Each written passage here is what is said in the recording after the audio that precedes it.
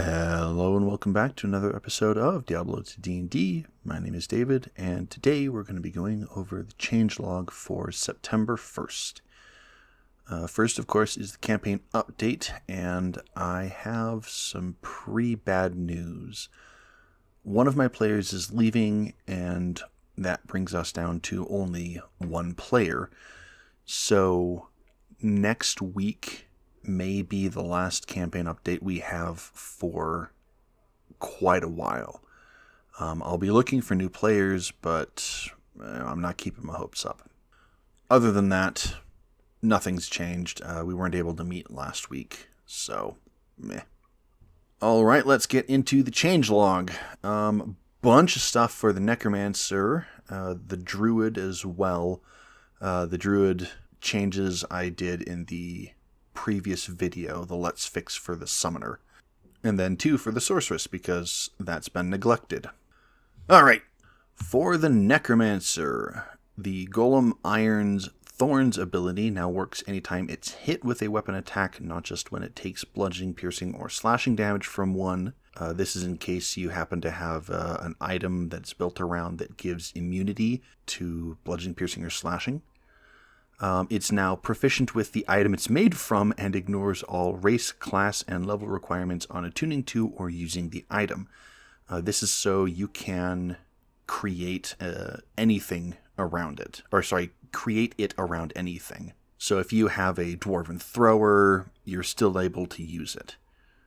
This mimics the thief rogue, I think, and the artificer that eventually ignores all race, class, and level restrictions on, or requirements on attuning to or using an item. The curse Dim Vision now obscures the cursed creature's vision beyond 5 feet with magical darkness only it can see, rather than reducing its vision to 5 feet. What this does is it means that if a creature has, say, double sight or true sight, it's not going to be as effective. Dim Vision is very difficult to balance. It was very powerful, and it took me a long time to figure out how to balance it. But I think creating a magical darkness would be perfectly fine. The last 2 I realized I probably should revert due to balancing issues. The Skeletal Warrior stat block now has AC equal to 12 plus your proficiency bonus instead of 14.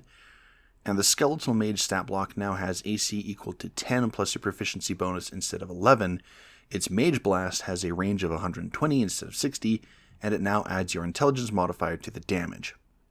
So this is a problem.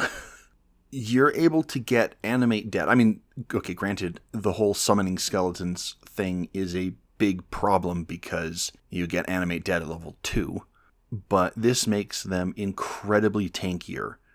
And they already have some balancing issues.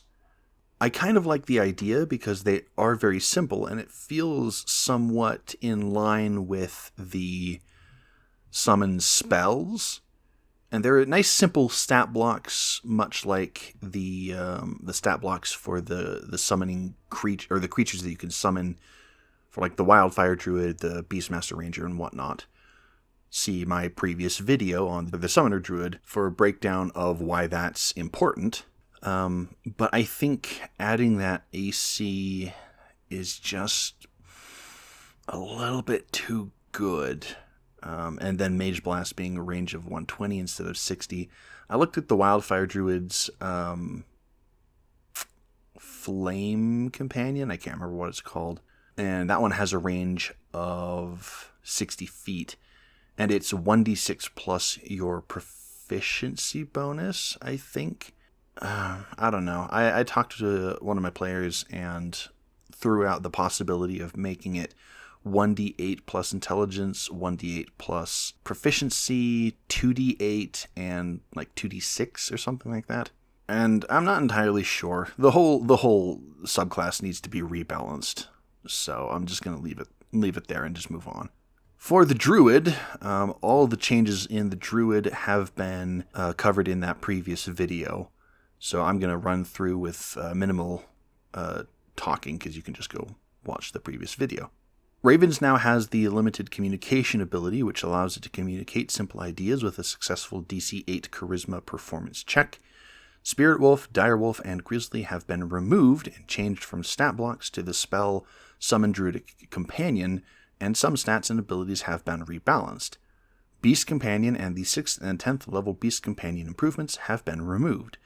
Ravens has incorporated some of the text from Beast Companion, such as the summoning and controlling conditions.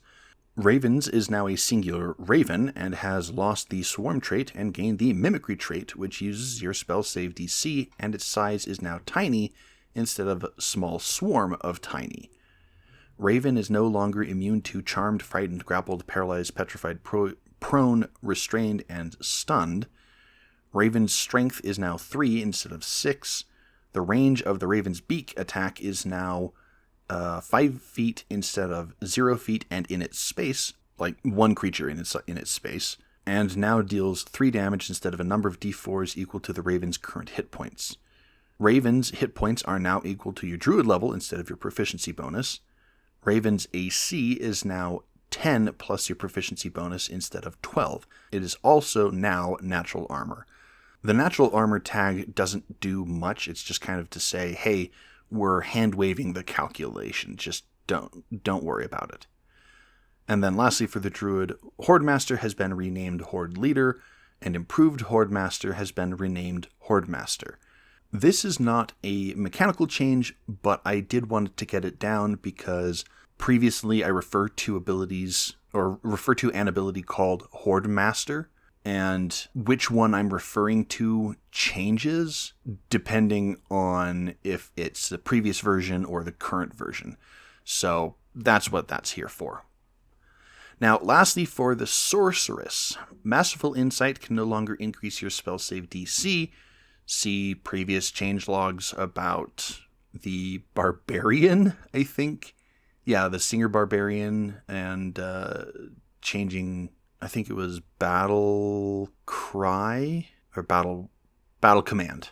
Yeah, it was Battle Command.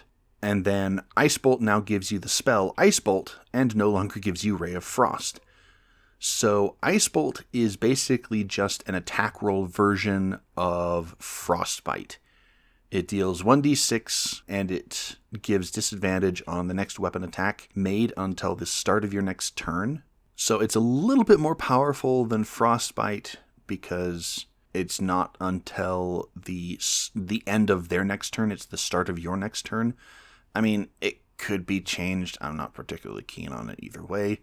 The reason why I did that one is because Firebolt gives you Firebolt. I created Charged Bolt so I didn't have to do an ability because there are some other creatures that actually use the spell, and I didn't want to have, a massive block of text for the ability. And Ice Bolt giving you Ray of Frost just kind of felt weird, so I scrapped it and did a new spell. I am actually pretty excited to get through more abilities and make the ones that make sense as spells into spells. You can find the list of abilities in the Change or Fix file.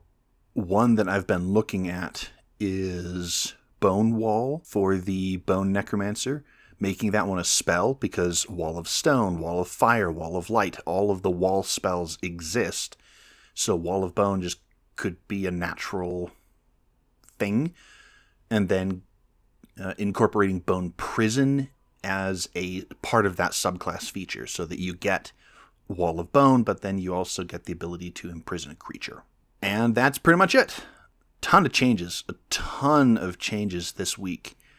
But I am very excited to see that things are coming along very nicely for this playtest. So I am going to end it there. You can contact me at XenosFan2, that is XENOZFAN2 on Blue Sky and Reddit. And you can contact the channel directly at Diablo TODND on Blue Sky and YouTube.